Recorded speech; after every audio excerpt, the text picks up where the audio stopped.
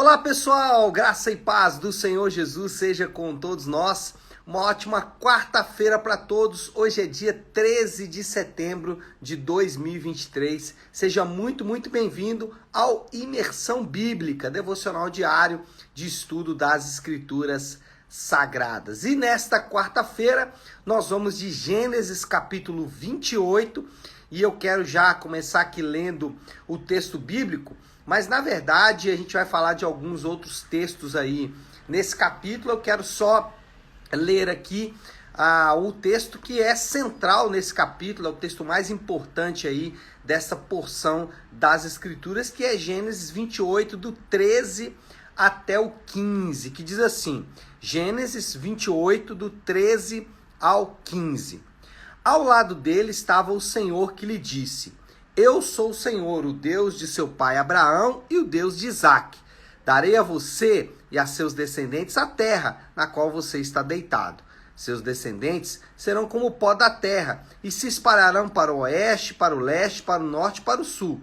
Todos os povos da terra serão abençoados por meio de você e da sua descendência. Estou com você, cuidarei de você aonde quer que vá, e eu o trarei de volta a essa terra. E não deixarei enquanto não fizer o que lhe prometi. Uau, que palavra de Deus, né? Muito forte, muito poderosa. E aí a gente precisa entender como se deu esse contexto aí que a gente está falando nesta manhã.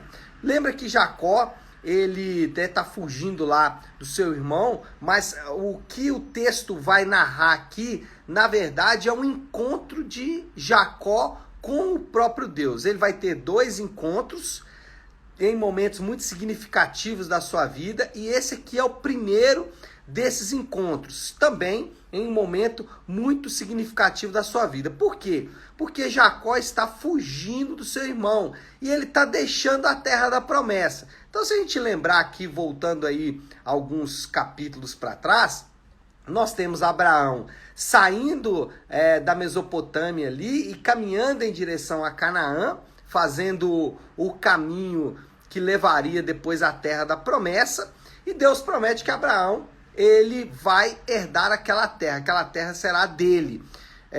Deus fala para ele não descer para o Egito, muito menos voltar para a sua parentela.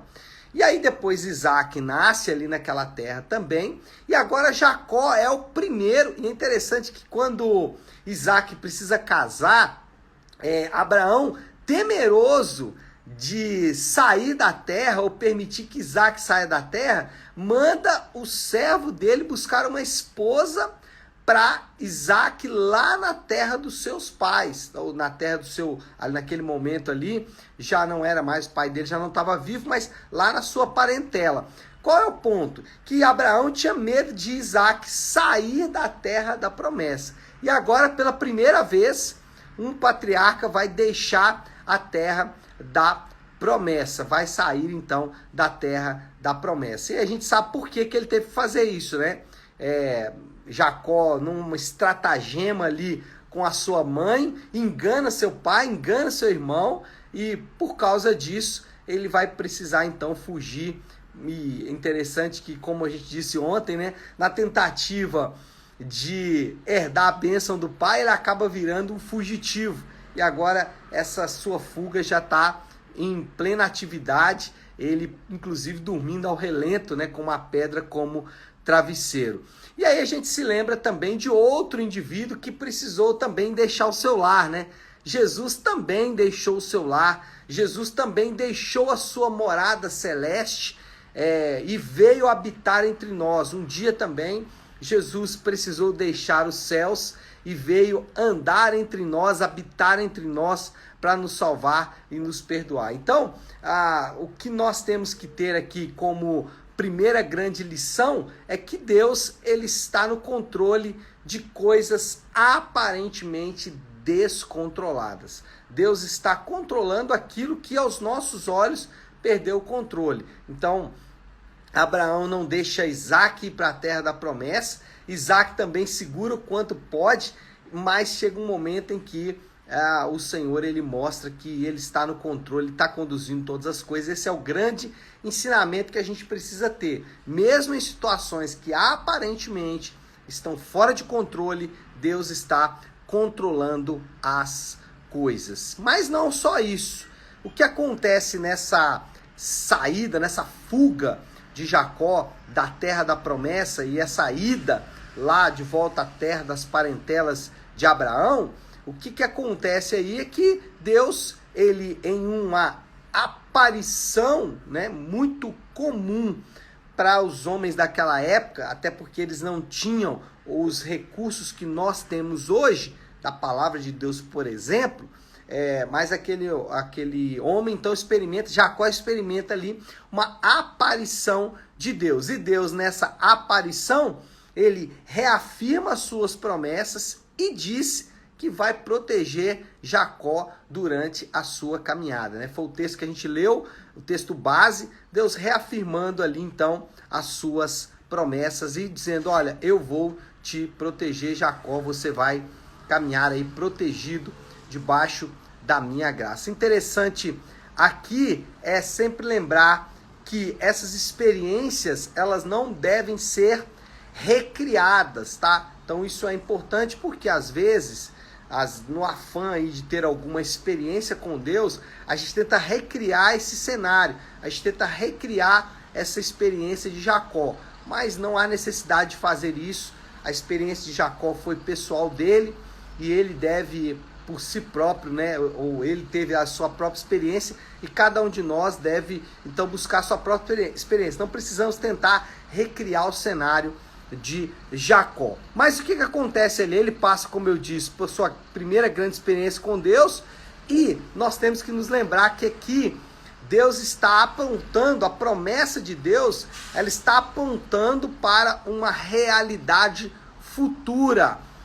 O que nós temos aqui em todo o Antigo Testamento é um apontamento para Jesus. E aqui, mais uma vez, esse apontamento é reafirmado.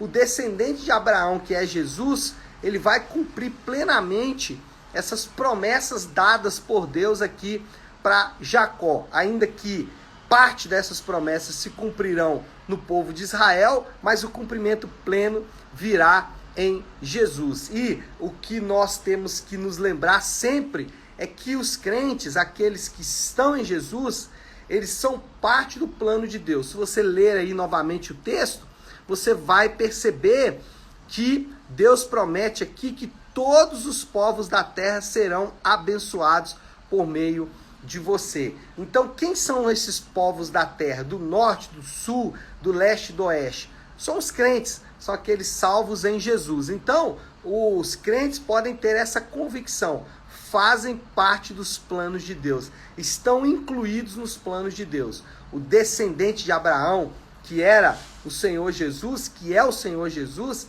ele nos incluiu nesse plano eterno de Deus, incluiu todos aqueles que são salvos nele, nesse plano eterno de Deus. Então, essa é a segunda verdade que a gente vai ver nesse texto. Só que, para nossa surpresa, depois dessa experiência, depois de o Senhor estar ao lado dele, ele erigiu ali um altar, derramou óleo sobre esse altar, mas mesmo assim, depois de tudo isso, Jacó ainda não manifesta uma fé plena em Deus.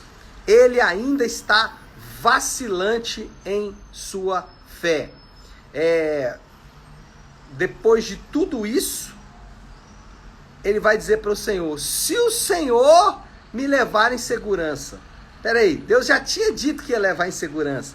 Deus já tinha dito que ele herdaria a terra e tudo mais. E agora ele está ali falando que se o Senhor o levar, e fazendo um voto com Deus, que se o Senhor o levar em segurança, ele vai então entregar o seu dízimo. Lá no versículo 20 e 21, ele vai falar isso, né? E isso aqui só nos dá uma dose maior de graça, né? Para a gente poder lidar com os nossos próprios vacilos, né? Com as nossas vaciladas também, porque todos nós temos grande dificuldade de confiar plenamente em Deus.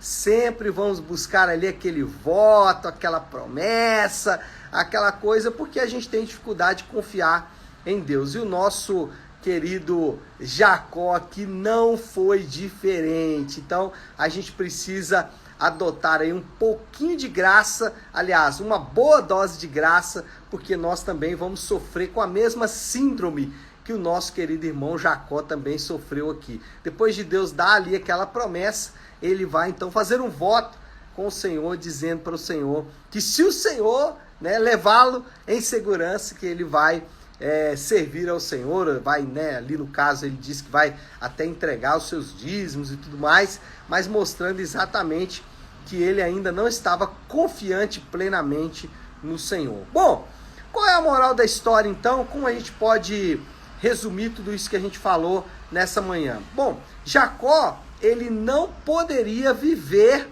somente das experiências do pai e do avô. Talvez Jacó já tinha ouvido essa promessa, talvez Jacó participou ali de reuniões ou de encontros familiares onde essa promessa foi destacada, a promessa de que o Senhor daria um descendente, que esse descendente herdaria a terra, né, tanto do pai como do avô. Só que a fé, ela não pode ser terceirizada. Cada um individualmente precisa colocar a sua confiança em Deus. Então, não terceirize a sua fé, não terceirize a sua confiança. A confiança deve ser sua e somente sua, a fé deve ser sua e somente sua. Você precisa confiar em Deus, confiar em suas gloriosas promessas. Você não pode terceirizar isso. Jacó teve essa experiência aí com Deus, que Deus falando para ele o que já tinha falado para o pai, que já tinha falado também para o avô, mas agora Deus fala pessoalmente com ele. E qual é o desafio do Léo aí, né, depois de tudo isso?